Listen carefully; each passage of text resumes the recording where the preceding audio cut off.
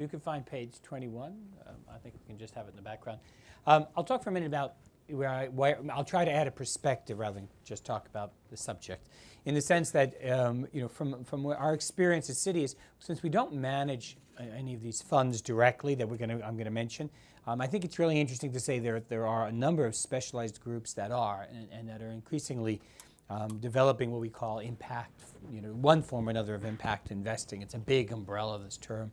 But I come at it more from the microfinance side. So it's a good example of a sector underneath that umbrella of what might be considered a way of deploying capital that has both a social and hopefully a financial remuneration for the investor. And partly the reason I'll do that is because it's one that has probably grown the largest in that pool. Maybe some green funds, I guess you could consider also much even bigger.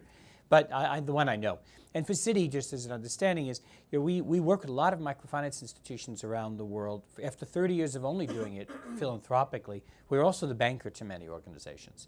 So when we hear about Brock in Bangladesh, which is one of the largest nonprofits in the world and microfinance groups, it's also a partner of ours in Citibank Bangladesh. And so we've done securitizations of receivables and a traditional securitization vehicle for what is an NGO that operates as a large bank and has both a banking license and an NGO license.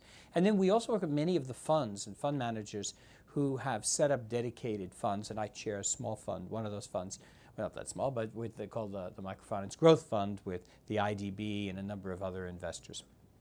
And what I look at first was, what are, when we take a look at this impact investing funds, as I said there, about 60% of impact funds, new funds were listed in 2011. And that's up from about 44 in 2010 and 20 in 2009. And this is a sort of definition which in itself is a challenge because it's partly taken from, what do we call an impact investment? What qualifies? What do you put in there? But this comes largely from a group called GIN, which is the Global Impact Investing Network. And I think it's trying to create a pool of information and data that allows investors to look at the sector. If we go to the next page, you can just see how that's been spiking.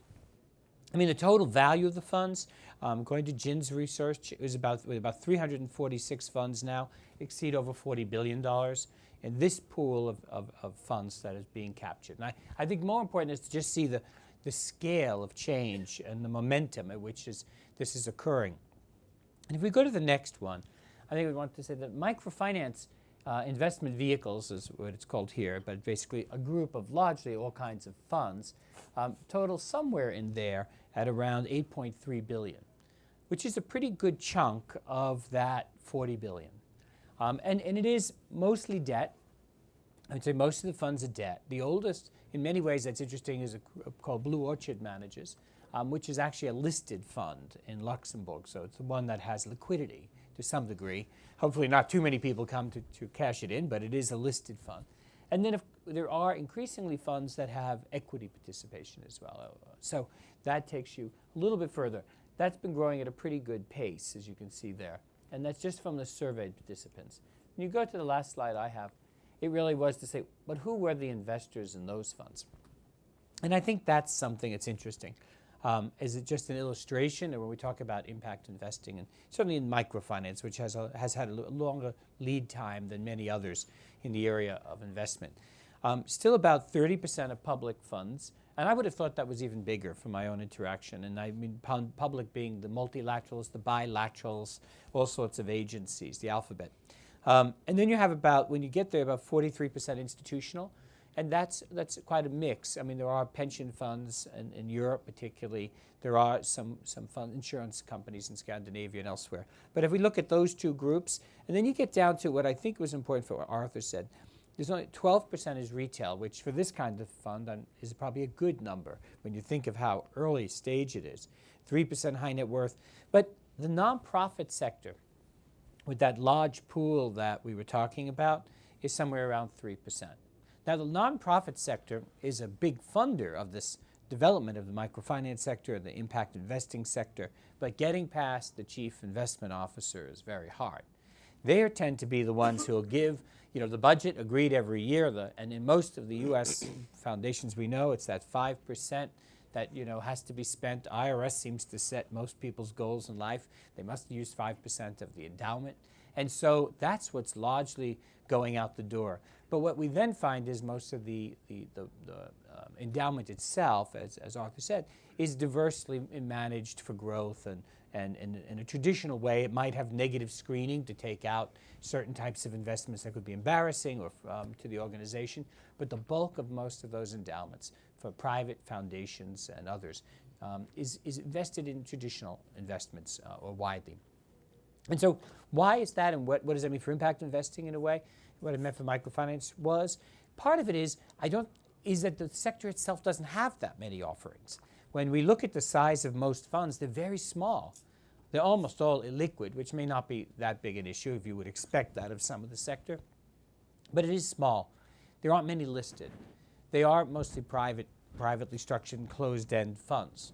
And that, in its many ways, is part of the problem. It isn't only that we can say there's a lot of trapped money that could be redeployed, because we have public money and you do have nonprofit foundations, some individuals, but the sector itself is still at a very early stage.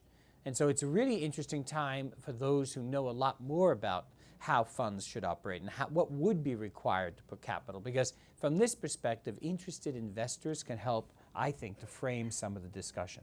Because we know those who want to address the need side and work with the organizations or the social issues, but not many of those have also got the capacity as organizations to necessarily manage the scale of investments, or can they actually originate yet the scale of investments that would take this to a much bigger level. But I think there is room, and I think there could be more country funds. There could be, again, as we define, like in microfinance, the subject, what under impact investing, there's room to take this up. And at the pace we saw it growing, we would expect that to happen, even exponentially in the next few years. Thank you very much. If you think of this in terms of product development, what one has seen as a move from foundations to the use of commercial banking, microfinance effectively. And one's seeing a third trend develop in this marketplace, which is the injection of a whole other range of new capital market tools.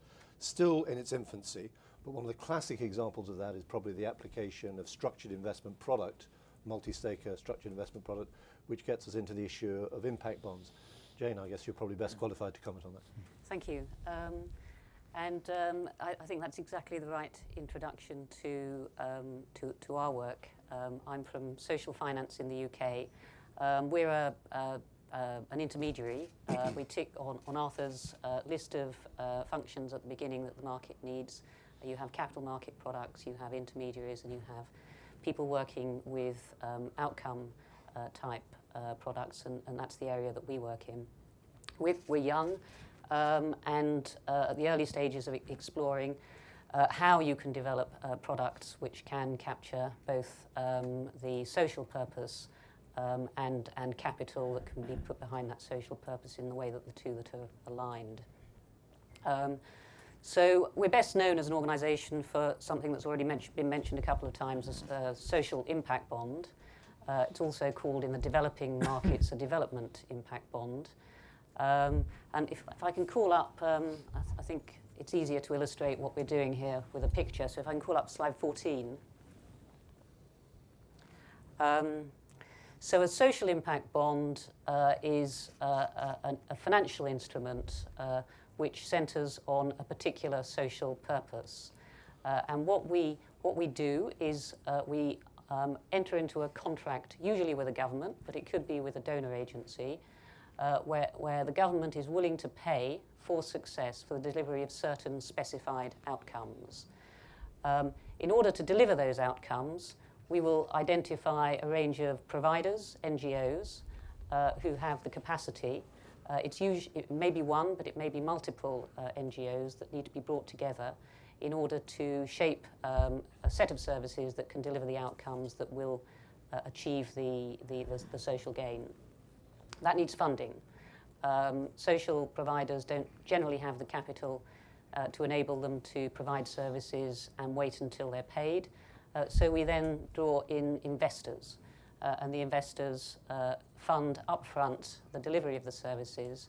And if the providers are successful in achieving outcomes, and that's validated by an independent validator, the government will pay, the social providers will have already been paid, and the investors will receive their capital back and a return on their capital. illustrating that as a diagram is very, very simple. But let me just move to perhaps to the next slide, slide 15, and talk about, that's a lot of words, but I'll talk you through it. Talk about the first pilot social impact bond that a number of people in the market were talking about in sort of 2005, 6, 7, including Arthur. And this is an idea where we have been able to put together a pilot in the UK around a prison. And what we did was that we raised £5 million from a group of investors. Because it was a pilot, we had to work with investors who were understood the kind of social issues that arise in prisons and probably are philanthropically minded and able to evaluate the risk in a way that commercial capital wouldn't be able to evaluate it. We raised £5 million from those investors, and we are using that to fund a programme at a prison just north of London, which is centred on short sentence prisoners for whom there are very high rates of reoffending in the United Kingdom. And that's because they fall into a gap in the way our prison rehabilitation services work. And in essence, the situation was that they were leaving prison with £50 in their pocket and mostly going back into their the lives that they led before they went into prison. So our goal is to put together a set of services, and we're using 4 or 5 service providers who are helping with addiction, accommodation, access to benefits, putting them back together with their family, a whole range of fairly basic interventions, but basic interventions which, when put together and done systematically over a period of time, we aim to reduce the reoffending rates of those prisoners. So if we are successful in reducing reoffending rates by, over the life of the programme, which is 7 years, 7.5% or more, the government, Ministry of Justice, will pay for that success, and the investors that we have brought in to fund the programme will be repaid. If we aren't successful, if we don't achieve that hurdle rate, then the investors will not be repaid. So there's a very significant risk transfer there between the government and investors, but it's enabling the government to pilot a programme that they wouldn't otherwise be able to do. We have found, we were astonished when we set out with the programme in Peterborough at the interest that it rapidly generated, not just in the UK but across the world, for exploring a product which was able to align capital with social purpose. So there has been quite an international sort of momentum growing, both in developing and developed countries, about how you can explore this. So there are now 14 social impact bonds in the UK. There's a pilot now operating in the United States, and a lot of interest in the United States. And just the last slide, I'll pull up number 17, perhaps relevant for this, and again, apologies for the words, but for this panel, some illustrations of how the methodology might be used to explore funding in the development space. So some programs that are being explored around sleeping sickness and HIV prevention in the developing world. I think I'll leave further to questions. Thank you. And the critical part, obviously, about the social impact bond structure is that it creates a cash flow as a function of the achievement of the social metric. There is no fundamental contradiction between making money and doing good. So in essence, what you're doing with this structure is aligning the social objective with the economic objective. Is that not a fair comment? That's right. So once you've actually created a cash flow, what you in essence then have the ability to do is potentially bring a whole range of new capital market structures into this space. So for example, if you were to then think about securitizing the cash flows, the contingent cash flows, you would actually create equity. And that equity could then be shared out to a range of players amongst their willingness to collaborate around a tangible social outcome. And this in development jargon is the move from bilaterally I'll fund your program to the movement towards multi-stakeholder, multi-return, types of structures which allow you to create cross-subsidization between economic and social mission. But of course, none of this social financial innovation works unless, of course, we have the entrepreneurs who can deliver it. Would that not be a fair comment? Exactly. Over to you. Hi, I'm Joanna Reese, and I am actually a global board member of an organization called Endeavor, and I spoke up too loudly in a board meeting, and now I'm leading an effort for Endeavor in terms of putting together a new, what we call capital preservation fund. It's a limited partnership called Endeavor Catalyst. Well, I'll explain the structure in a moment.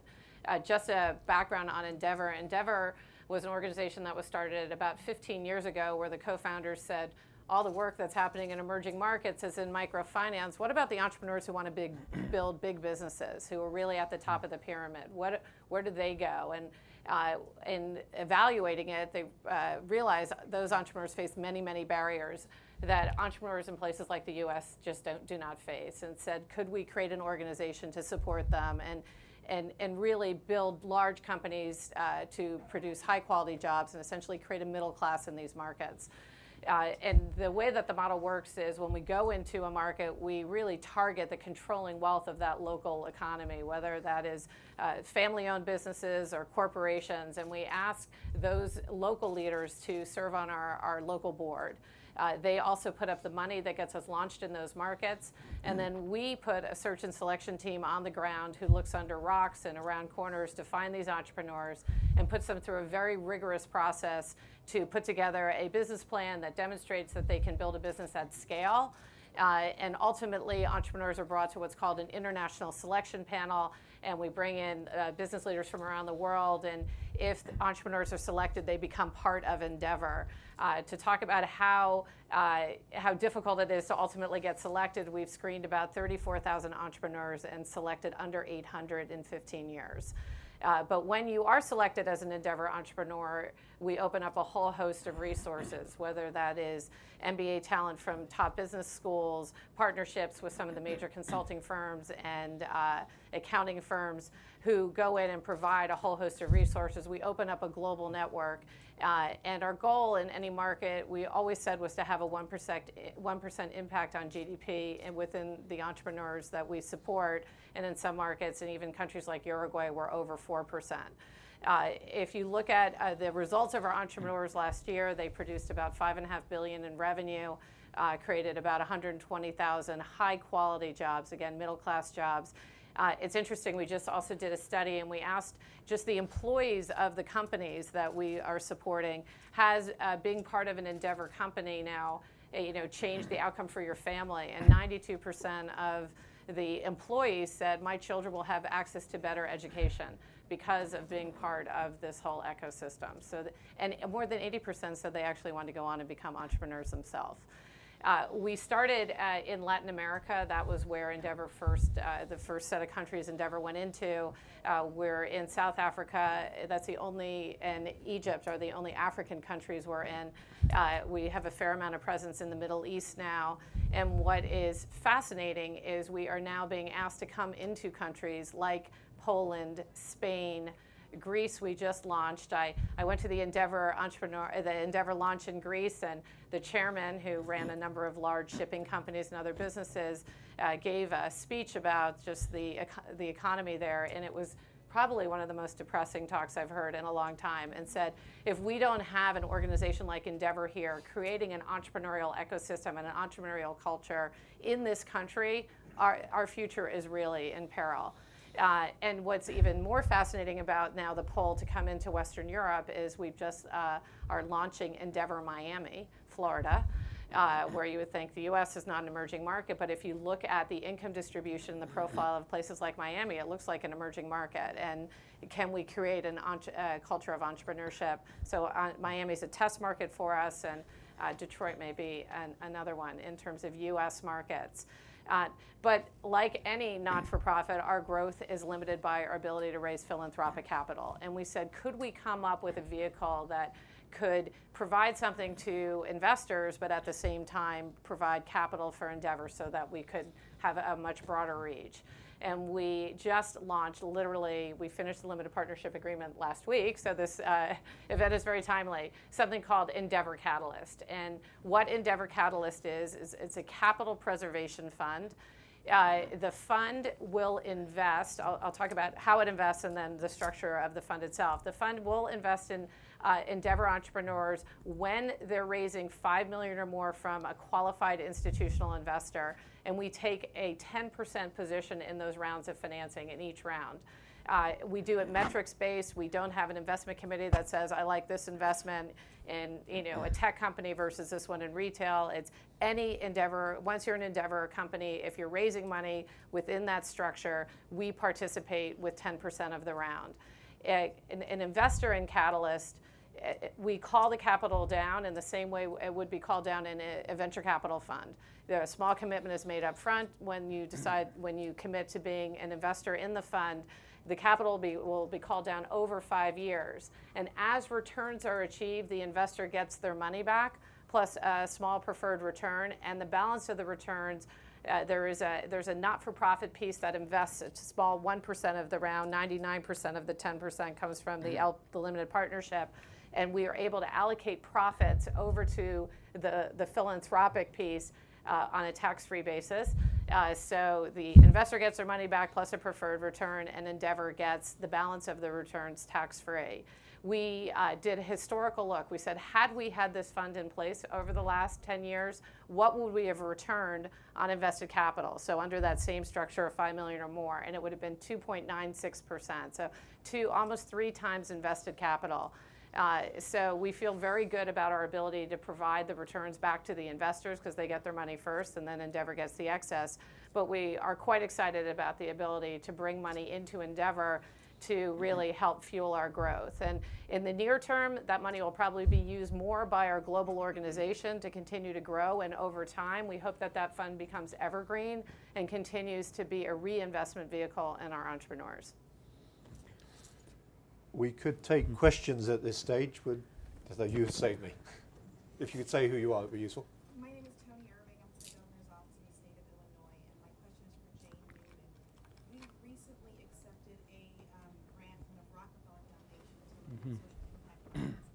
But in a discussion with a group of policy directors from the governor's offices, overwhelmingly people were disinclined to move forward. And it'd be great if you could talk about some of the pitfalls or barriers to entry around social impact. Yes, I think probably to emphasise that at the moment it's a pilot and therefore engaging with stakeholders is a really important part of what we need to do. And we have found that engaging on the government side and finding an individual or group of individuals who are very committed to the particular issue and inspired by the idea that it's an opportunity to innovate and draw in and tackle a problem in a way that they haven't had the opportunity to do it before. And I think probably one of the important parts of that dialogue is to focus on the idea of tackling problems at an earlier stage and going down into the detail of the problem and really understanding the problem and designing the solution around that. So at the current time, we're building products which are sort of co-designed and sort of bespoke to tackle the particular social issue. And that would be one part of the way to engage stakeholders. The other part of the way to engage stakeholders is around the idea of moving risk away from government towards investors who are willing to take the risk of piloting a program in return for the opportunity of both social and financial return. And the financing of that from the government side through the opportunity to create savings to their budgets in the longer term. They're the sort of the dynamics of the discussion that we have to engage. Mm-hmm. Can I? Yes. I just want to say, I think it's one of the things, and I'm based in London, so I spend a lot of time on Big Society Capital, which is one of the partners, and launching a number of others of these. We really need to see the outcome because it's so important to go through these first pilots and whether you adopt and become a pilot or not in Illinois, measuring output enough to be able to then create the remuneration for the bondholders. If you're going to do this beyond philanthropy in the sense of it may be patient, it may not be aggressive capital, but if you're trying to move significant capital, we need to go through these exercises at the beginning. And one of the things I think about impact investing in general is there's still a great blur between what is largely philanthropy with a little, I for impact. I mean, a big I should say. The I, a small I for investing. I mean, it is a way of deploying, really capital, in philanthropic capital well. But it's not yet the point where you can scale. I mean, where you start to see that are in areas which you do have in the U.S. We're familiar with housing and other areas where perhaps funds that could feed into that area. And when we were speaking recently about this, I'm trying to think where we were, Arthur. Oxford. At Oxford with Jeff Skoll's program. And one of the things we did realize, when you want to get to scale around that kind of capital movement, you sometimes have regulatory obligations that drive people towards it. Other times it's tax incentives. But if we want to think about what's taking the large volume of funds into areas that could have both a social and financial impact, it's going to be about, in some ways, looking even more ambitiously at large numbers of movement. So I think the important thing on the impact bonds is that we're going through a few pilots, both in the US and the UK. And that should give a sense as to what are the measurement tools of it. But I think we should, one thing about an audience like here that we look for often is who are the intermediaries that can also take things to scale? I mean, intermediaries that are used to managing larger volumes of flows of capital. Because I think that's also what's required if you want to take impact investing beyond another phase of a very gradual one. And what we could see in the graphs is it's taking off much faster now. But many of those are still in concentrated areas, environmental, pretty much in the UK, I'm thinking it's mostly environmental. It was some urban regeneration type programs. But most of all, and then microfinance. So I think we should be very ambitious and try to think of what can also get us to scale. If I can put it, because one of the other reasons I'm in California this week is to actually sign a contract with one of the counties. There's essentially three elements you're capturing here. One is the value of innovation, the entrepreneur innovation. The second is the ability to create collaboration. And the three is to drive economies of scale. And what's very interesting about the impact bond structure is it raises some really interesting governance issues. Because if you, under a normal grant model, you give it away and it flies, everybody talks about it. If it drops out of bed, nobody talks about it because we've given it away. With an impact bond structure, you have different players taking different or indeed differing economic social return over a product life cycle. So you have a number of different stakeholders. So it gets you into a very interesting question of exactly who is doing the aggregation. If it does better, then who benefits out of it, or if it does worse, who essentially is picking up the can. So that whole issue about how you aggregate those players, what is, I would argue also the regulatory framework within which that is being structured is fundamental. Because a fundamental element of all these tools, which is quite simply the injection of modern capital market tools into this space, we've talked about their different levels. The fundamental question is that you have to hardwire the social mission into this place. Because otherwise you are ultimately constructing them in contractual formats, and that doesn't spin to the advantage, say, of the social entrepreneurs or even necessarily local government in the scheme of things. So there's a whole series, I would argue, of elements you have to think through in terms of that aggregation process. How is it being done? How do you manage any potential conflicts of interest that occur? What is it that's made the UK the kind of breeding ground for this, and what is it that the rest of the world can learn to embrace these concepts? Breeding ground. I don't know. Who wants to take that one? We're broke. Desperation, maybe. I think we all have a different perspective on this, so I'll be very quick. I think that the UK, this is part of a journey in the UK on social investment that started almost a decade ago. Social investment, impact investment is used fairly interchangeably in the UK. And we had a task force that led to the formation of some government funds. There's a significant penetration amongst social service providers providing public sector services. So they have revenue generating models. So the idea of moving those organisations towards a more sustainable form of business as opposed to a grant-dependent form of business was part of the philosophy. we also then, part of that journey was an explanation of what to do with unclaimed assets sitting in the bank accounts, which is big society capital.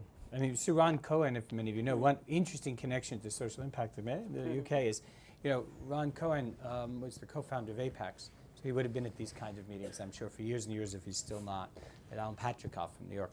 And was very much one of the driving forces and had the access and credibility for both parties. And when it began, he tried desperately through Labour and continued it through the Conservative government and got it through with the coalition government, to actually be able to try to make a business case in a situation where in the UK, as you said, there just isn't enough philanthropy to make up for where the state is withdrawing. In all of Europe, the state is withdrawing. In the States, we have this mixed world, right? Of nobody really expected the state to deliver what it does, and it's critical when it tries to. So you have the private sector, you have this public. In Europe, it's much less so, and in the UK, government's view is someone's going to step in, the third, and fill this gap. And there's just not enough philanthropy, so we have to find a way to deploy capital around social issues in many ways. And I think Ron and others in the whole social finance leadership in the UK made their case very clearly to government that this needed to be tested, and that helped, I think, set the framework and give it the attention also. I think that's a very fair comment about Ron Cohen. The other element about is this is the Brits on this side of the equation. Yeah, no, I feel like the lone American up here, but that's okay. Sorry about this. Dual. In some sense, I'm kidding. I've worked in this sector for 5 years in the US, 3 years in the UK, and 2-3 years in Geneva now. And I think you will find different levels of innovation in each of those communities. So I think it's the Brits undoubtedly with things like social impact bonds and the initiatives Ron has done, and indeed the work Bob has done pioneering in microfinance. There is undoubtedly a lot happens there, but a lot is also happening in a number of other. The Dutch are very innovative in this space. The Scandinavians. And indeed the Americans. The thing about when you look at the two markets is that the European market is roughly the same size, but it's all fragmented by these small countries doing lots of small things. When things happen in the US, they happen in scale. So the whole trend of social entrepreneurship is clearly being driven from the United States. So I think it's a little unfair to pick on the UK in that context. I mean, there's certainly other locations.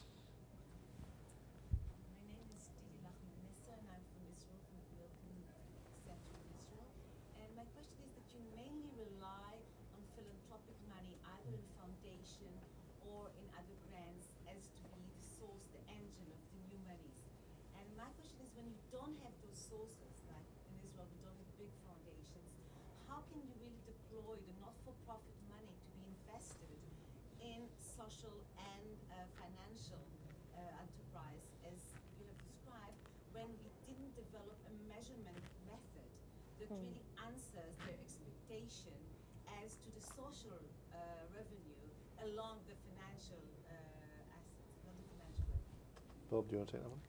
Well, we were just together in Israel looking just at this, and it is challenging. I mean, it is challenging if the philanthropic capital, I think, has to be used to really develop and support the organizations that come up with this sort of, and the entrepreneurship that lies behind it. There isn't enough of it. There may be a lot of it in the U.S., I mean, much more so.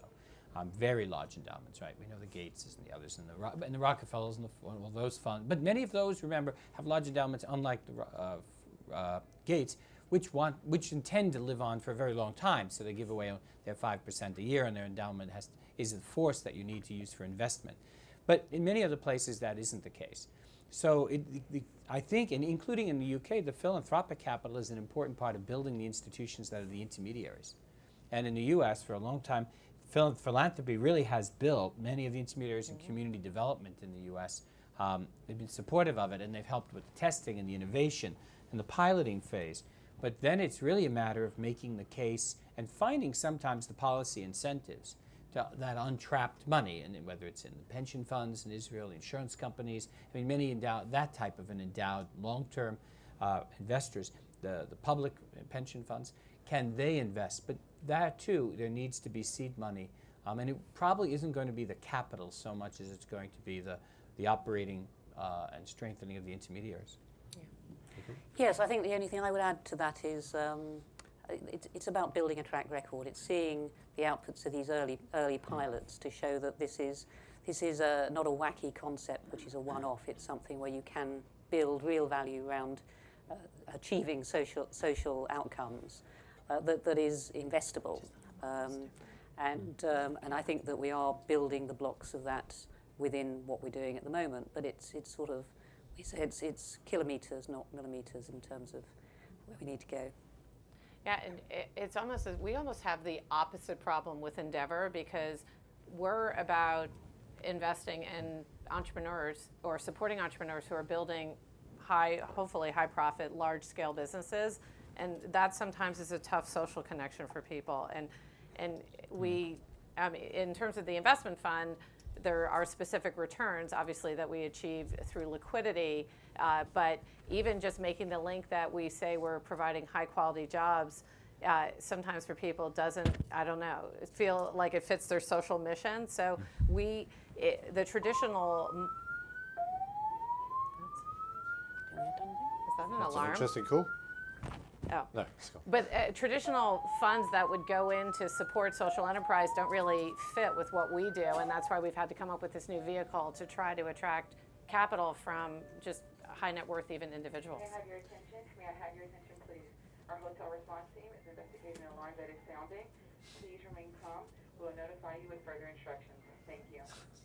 Somebody's smoking. We shifted. May I have your attention? May I have your attention, please? You've got it. The hotel response team is investigating the alarm that is sounding. Please remain calm. We'll notify you with all further instructions. Thank you. I'll speak over that point.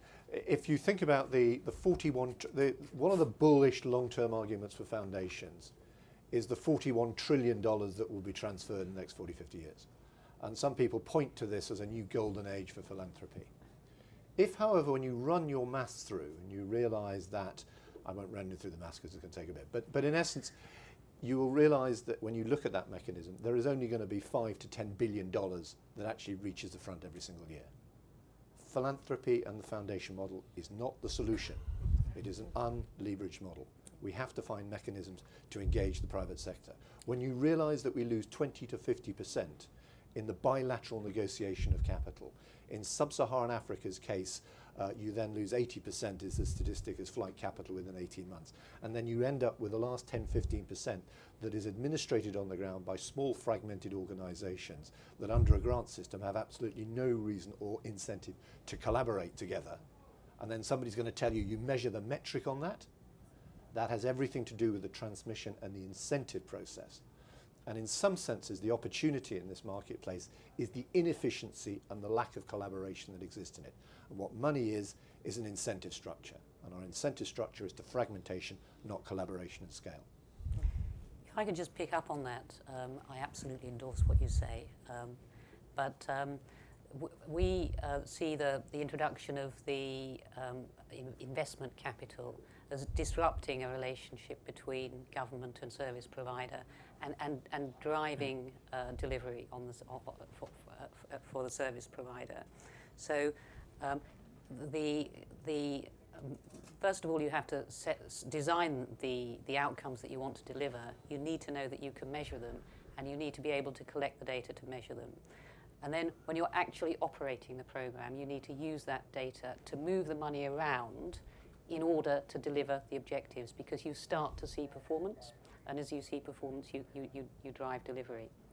That's an uncomfortable change in relationship for service providers who've been accustomed to either contracts for delivering particular services which haven't had a lot of accountability on the government side, or grant relationships where there's a sort of built-in incentive to show how you've done well as opposed to look at how you could have done better.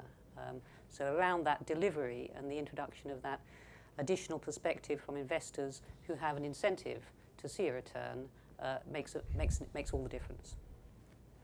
There was a question. This lady here, and then you. Hello? Me first? Oh. Yes, you went. You mentioned that there was a pilot in the United States.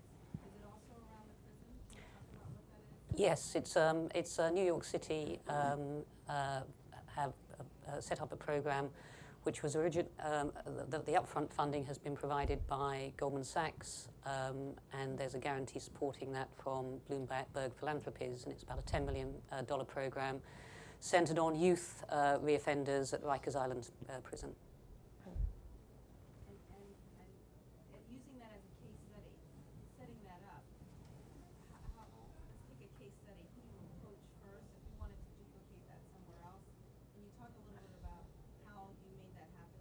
We didn't make that happen, but it is a program that's closely modelled on the original Peterborough model. But New York City saw that as an opportunity to test innovation in their own city. New York was the first out. There's programs in, I think, Oregon, Massachusetts. There's a social finance US as well now, kind of built on the example of the British one, which is, so, and all of this is really early phase, but you find as another network really developed now in the US that runs based on the British, I think, experience. And if we wanted to learn more about it, where would we go to do? Try to get you the connection. Yeah, We can Google it up. We can tell you afterwards. Afterwards, Yeah, I'll tell you. not right now. The lady over here.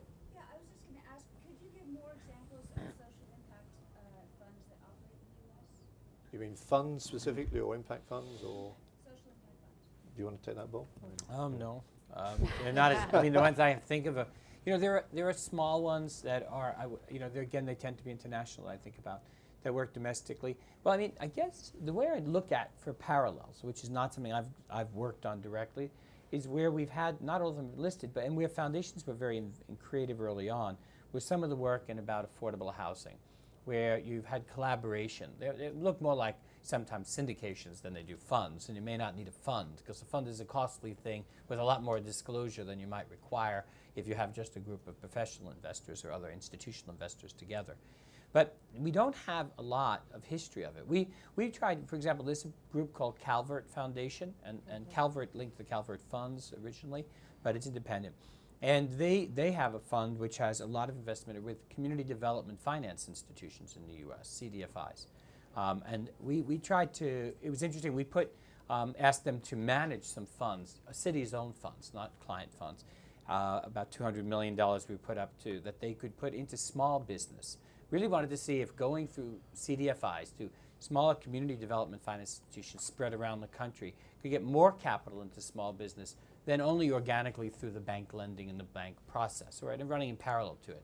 And the challenge was even, with a very minimal return, you would call it to make an economic return, almost a break-even return, to see if that worked. It was hard to deploy more than the first $100 million.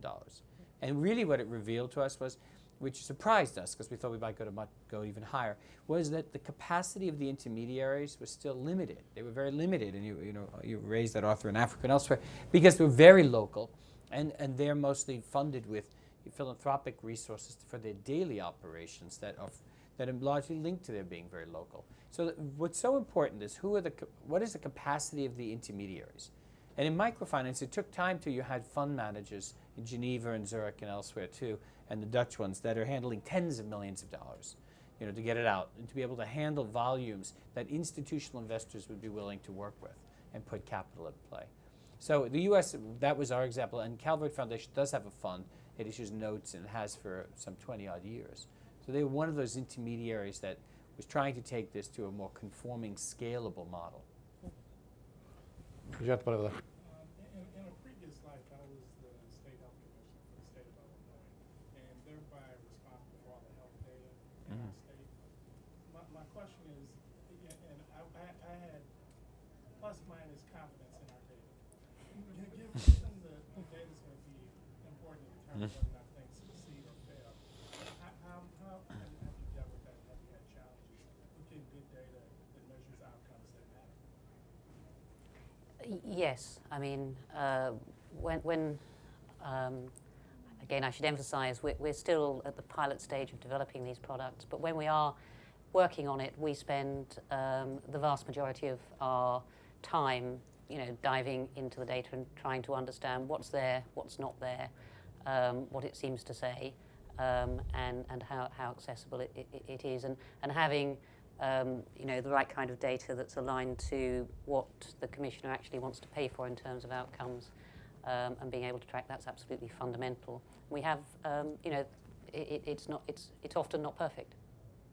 There are a number of models. I mean, the first thing you have to do on any of these things with any data is establish the socioeconomic baseline effectively, because in essence what you're doing on these models is identifying what the value of the externalities. And there's a number of models by McKinsey, Deloitte's to mention two, Accenture currently thinking about this. So there's a number of these types of models that are beginning to be developed in terms of identifying the actual value of the externalities, which also gets down to this question about who is actually identifying those. The other interesting trend is the extent to which community feedback mechanisms are also coming into play. Because in the same way that the supermarkets or any of the retailers create a dynamic feedback in terms of the being indicative in terms of what would be sold in a supermarket, you can potentially apply the same model here, which allows you to create dynamic feedbacks. And indeed, in that particular scenario, the data would actually become would be predictive in the scheme of things if you took the same methodology. But you're quite right. The first element is establishing the socioeconomic baseline. I think we've time for one more question before coffee or the next session calls. Gentleman here. Maybe marrying a little the last two comments. Perhaps one domestic fund that's of some interest here locally is called California Freshworks Fund. So it deals with access to food. It's essentially a debt lending fund through a CDFI that has some capacity in terms of getting more supermarkets open in areas, but essentially it's a business lending fund. And it's got some scale. It's got about $250 million in it. Wow. Lana, how much longer have we got? About 7 minutes. 7 minutes. Well, we can fit another 2 questions in that. This is you, sir. We talked a lot about the impact side. What sort of returns do these bonds offer over normal government guaranteed bonds? If everything goes well, is there upside beyond that, or is it you can get a return, but it's very small versus a normal? Yeah, so we often think of them as having a sort of a debt like upside and an equity like downside because of the risk that you can reduce your it's not great, is it? Not but, very That's not compelling. but because we're talking about social investment and actually having at the moment at least having sort of stratospheric returns around issues which affect people and social issues resonates certainly in some quarters around making money out of poor people or making money out of harm. So on the range of returns is in the order of on the products out there at the moment of 7 to 13%. That's the and all of the products have a capped return of around 13 to 15%. There's one just launched in Australia which I think has a maximum cap of 15%. And in the UK, the bank base rate is about 0.5% at the moment. So there's the opportunity for significant attractive returns above sort of government borrowing.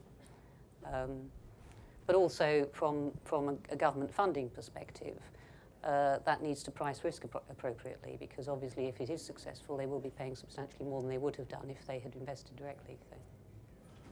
Bob, do you want a quick word on that one? Or? No, I think, again, those that have existed in other areas like microfinance have largely provided returns. Interesting, they were like LIBOR.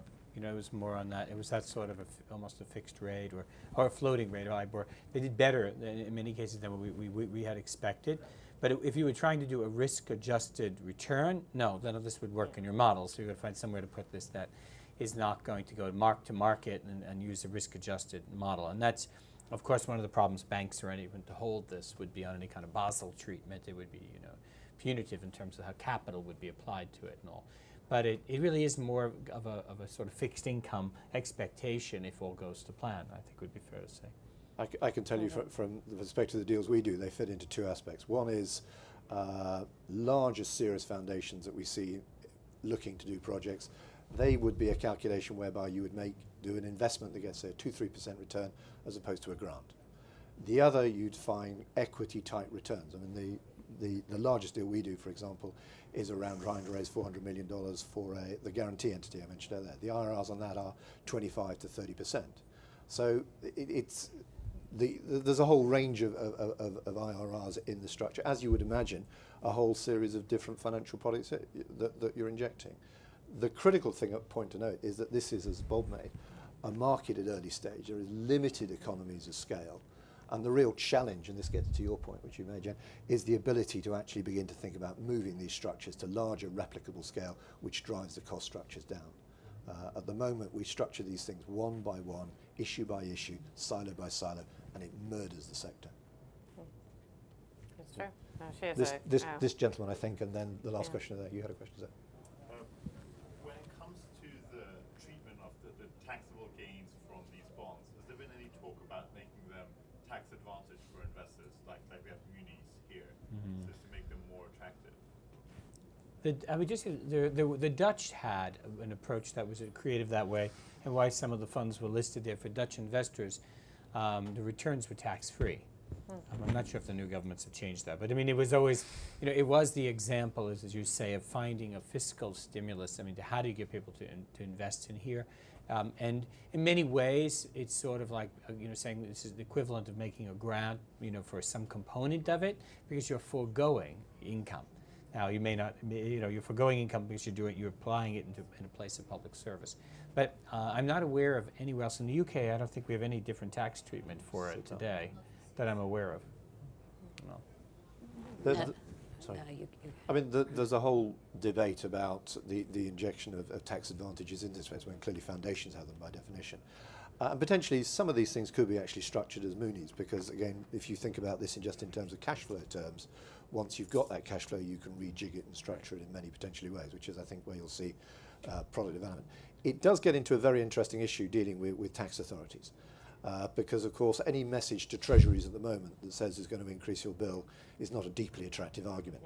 I think what's interesting happening at the moment, this is the United States, and I'll declare an interest through the L3C, is the use of limited liability structures. So one of the errors we make in this sector is talk about singular return. Now, in the commercial life, you understand you can have different commercial benefits in the same structure. The application of LLP structures into this framework allows different players to take different or indeed differing economic social return, which allows you to inject the tax-paying corporate into this framework. And those structures, when they've been used around affordable housing in the United States, when analysed by the Congressional Budget Office, indicate that those are revenue neutral to revenue positive. So those, I would argue, are probably more interesting routes for government to potentially look at. And it gets back to the point of the opportunity, in some senses, is the inefficiency of the sector and the ability to drive economies of scale into it. Yeah, nothing to add on that.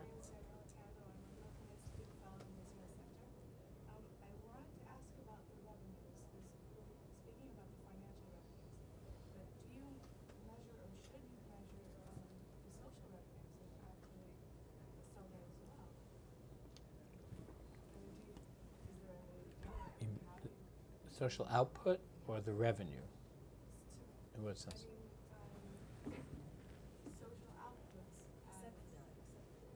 Are you thinking more of savings or of revenue? I'm trying to understand what you mean by revenue. How do you measure the social success? Yeah. Except for the SIB, which of course you do have a measurement system, and that's fine because you have something to the government. Oh, I see. Yeah. But how do you measure the same comes to you want to show that it was social effective. Right, the attribution. Well, that is a big question that's very good, even in microfinance. It's interesting how long they sold these funds before anybody really came and said, well, how do we know it made any difference? And trying to collect data and then doing it against, control groups. This didn't happen for the first 20 years, interestingly, but maybe that was good, gave them a core of funding. But it is really a challenge when you're not doing something. And the investment with the social impact bonds, obviously from the start, you're trying to find something to index it to. The other funds, it's really driven by the investors. In many ways, how sophisticated and what do investors want to know? Remember, many investors began investing social investment. To them was screening out negative things, right? The churches were the very early ones in this country. Again, with all the microfinance funds started with the different nuns, their orders, their pensions, their little savings, but they had negatively screened out all kinds of other investments. So it was really about finally people saying, well, how many jobs are created? Or what alternatives did you take people from? An abusive financing? Did you bring down their cost? Did you create new businesses? Did you just stabilize lives? So today I think when you look at the social performance indicators that are linked to some of at least the microfinance funds, you would see they're putting them up on their websites. They put out reports along with their financial numbers. And a lot of it's demographics, who it reached, how it reached, how rural, how poor, how gender. But that is important because that's kind of defining why you put your money there and forewent a higher return. We at Endeavor, we study a lot of this, and we put out reports. We actually look at, are we creating an ecosystem of entrepreneurship? And we have great studies on our website. If you look at Argentina or Chile and you pull out some of the early Endeavor entrepreneurs, the entire ecosystem of entrepreneurial companies that have created since then go away. Because when we do research with all of the new businesses that are starting and saying, you know, we can actually link them back to that original Endeavor entrepreneur, either being involved in helping advise the company, fund the company, or just be a role model for those entrepreneurs, and you can see the impact.